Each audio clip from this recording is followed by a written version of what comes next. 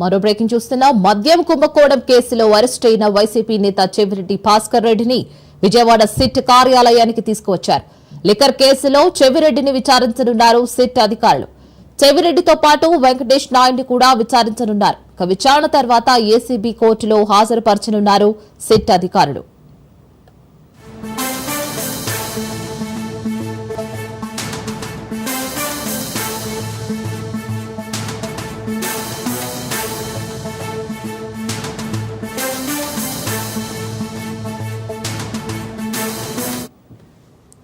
మద్యం కుంభకోణం కేసులో అరెస్ట్ అయిన వైసీపీ నేత చెవిరెడ్డి భాస్కర్ రెడ్డిని విజయవాడ సిట్ కార్యాలయానికి తీసుకువచ్చారు.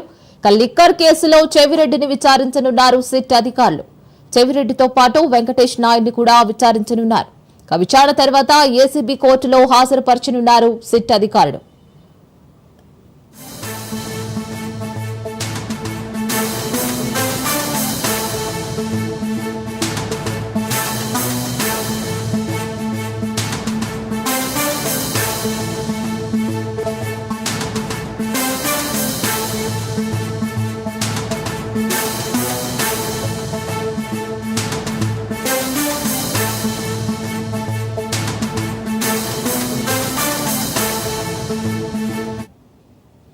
మరో బ్రేకింగ్ చూస్తున్నాం. మద్యం కుంభకోణం కేసులో అరెస్ట్ అయిన వైసీపీ నేత చెవిరెడ్డి భాస్కర్ రెడ్డిని విజయవాడ సిట్ కార్యాలయానికి తీసుకువచ్చారు. లిక్కర్ కేసులో చెవిరెడ్డిని విచారించనున్నారు సిట్ అధికారులు. చెవిరెడ్డితో పాటు వెంకటేష్ నాయుడిని కూడా విచారించనున్నారు.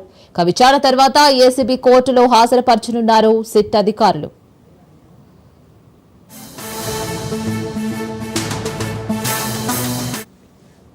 దీనికి సంబంధించి పూర్తి డీటెయిల్స్ మా ప్రతినిధి శ్రీనివాస్ అందిస్తారు. శ్రీనివాస్, మద్యం కుంభకోణం కేసులో కీలక మలుపు తీసుకుంది.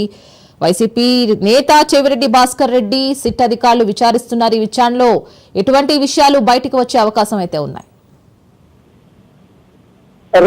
ఖచ్చితంగా ఇక్కడ సిట్ అధికారులు, స్పెషల్ ఇన్వెస్టిగేషన్ టీం అధికారులు ఈ ఏపీ లిక్కర్ స్కామ్ కేసుకు సంబంధించి పూర్తి స్థాయిలో విచారణ చేపడతా ఉన్నారు. ఎక్కడ ఎవరిని ఈ కేసుకు సంబంధించి ఎవరెవరు ఇన్వాల్వ్మెంట్ ఉందని తెలిసినా కానీ అందరినీ కూడా ఇమీడియట్ గా పికప్ చేసే పనిలో సిట్ అధికారులు ఉన్నట్లు తెలుస్తా ఉంది. అయితే దీంట్లో ఈ కేసులో ఇప్పుడు కీలక పరిణామం చోటు చేసుకుందని కూడా చెప్పచ్చు. ముఖ్యంగా ఏంటంటే మాజీ ముఖ్యమంత్రి వైఎస్ఆర్సీపీ అధినేత అయినటువంటి వైఎస్ జగన్మోహన్ రెడ్డికి అత్యంత సన్నిహితుడు, అట్లాగే మాజీ ఎమ్మెల్యే చెవిరెడ్డి భాస్కర్ రెడ్డిని కూడా అనూహ్యంగా నిన్న బెంగళూరు ఎయిర్పోర్ట్ లో అదుపులోకి తీసుకోవడం జరిగింది. అయితే గత కొంతకాలంగా కూడా ఇతనిపై దేశవ్యాప్తంగా ఉన్నటువంటి అన్ని ఎయిర్పోర్ట్లలో కూడా లుకౌట్ నోటీసులు జారీ చేయడం జరిగింది. ఈ నేపథ్యంలోనే వీళ్ళు చెవిరెడ్డి భాస్కర్ రెడ్డితో పాటు అతని ప్రధాన అంతరుడు వెంకటేష్ నాయుడు వీళ్ళిద్దరు కూడా శ్రీలంక వెళ్లేందుకు వ్యూహ రచన చేస్తున్న వాళ్ళ పథకంలో భాగంగా ఎయిర్పోర్ట్ కు బెంగళూరు ఎయిర్పోర్ట్ కు వెళ్ళడం జరిగింది. అయితే అప్పటికే లుకౌట్ నోటీసులు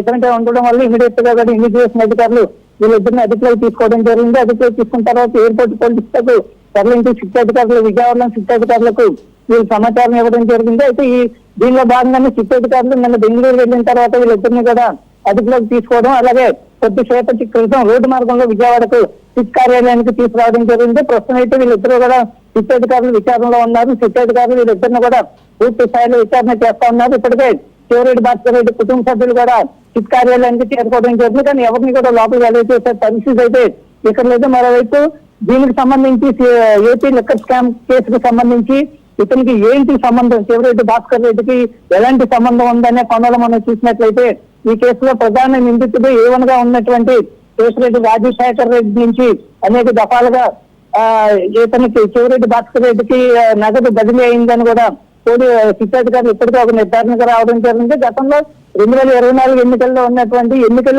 ఫండ్ ఏదైతే ఉందో పార్టీ తరఫున ఎన్నికల ఖర్చులకు ఉపయోగించేందుకు కూడా సిట్ అధికారులు విచారణలో ఈ ఫండ్ మొత్తాన్ని కూడా అప్పట్లో ఈ నగదుని దీనికి లిక్కర్ స్కామ్ కు సంబంధించినటువంటి నగదుని ఎన్నికల్లో ఉపయోగించడం జరిగిందని కూడా ఇన్వెస్టిగేషన్ లో తెలిసింది. దీనిలో భాగంగానే ఇతని పాత్ర కీలకంగా ఉందని తెలుసుకున్నటువంటి నేపథ్యంలో చెవిరెడ్డి భాస్కర్ రెడ్డి ఇదే కేసులో 38 గా కూడా ఇతని ఎఫ్ఐఆర్ లో చేర్చడం జరిగింది. అట్లాగే ఇతనితో పాటు ఇతనికి సంబంధించినటువంటి వ్యక్తిగత డ్రైవర్, అలాగే ఇతనికి సంబంధించినటువంటి గన్మెన్, ఇతని దగ్గర సుదీర్ఘ కాలం పాటు పనిచేసినటువంటి గన్మెన్ కూడా పోలీసులు గతంలో విచారించడం జరిగింది. అయితే ఈ ఏపీ చెవిరెడ్డి భాస్కర్ రెడ్డి గన్మెన్ గా ఉన్నటువంటి మదన్ రెడ్డి గతంలోనే నిన్న కూడా ఒక లేఖ కూడా రాయడం జరిగింది. ఈ లేఖ రాసినటువంటి అతి కొద్ది గంటల్లోనే ఈ లేఖ ఎప్పుడైతే సోషల్ మీడియాలో వైరల్ అవ్వడం, అట్లాగే సీఎం చంద్రబాబుతో పాటు డిప్యూటీ సీఎం పవన్ కళ్యాణ్ అలాగే డీజీపీకి కూడా అతను మదన్ రెడ్డి లేఖ రాయడం జరిగింది. సిట్ కార్యాలయానికి తను విచారణకు ఒక్కడనే వెళ్ళలేనని కూడా క్లియర్ గా చెప్పడం జరిగింది. ఆ తర్వాత కూడా అతను మదన్ రెడ్డి హైకోర్టును ఆశ్రయించడం జరిగింది. ఇవన్నీ జరుగుతున్న నేపథ్యంలో కేవలం కొద్ది గంటల్లోనే చెవిరెడ్డి భాస్కర్ రెడ్డిని అదుపులోకి తీసుకోవడం అనేది ఈ కేసుకు సంబంధించి ఒక కీలక పరిణామంగా కూడా మనం చూడొచ్చు. ప్రస్తుతం అయితే చెవిరెడ్డి భాస్కర్ రెడ్డితో పాటు అతని ప్రధాన అనుచరుడు వెంకటేష్ నాయుడు కూడా సిట్ అధికారులు అదుపులో ఉన్నారు. ప్రస్తుతం కొద్దిసేపటి క్రితం వీళ్ళిద్దరిని కూడా సిట్ అభివృద్ధి తీసుకురావడం జరిగింది. విచారణ ప్రారంభమైంది, ఆల్రెడీ విచారిస్తా ఉన్నారు. ఇతన్ని అదుపులో అరెస్ట్ చేసినటువంటి 24 గంటల్లోనే కోర్టులో ప్రవేశపెట్టాల్సిన అవసరం ఉన్నందువల్ల ఈ విచారణ కూడా వేగవంతంగా చేస్తామన్నారు.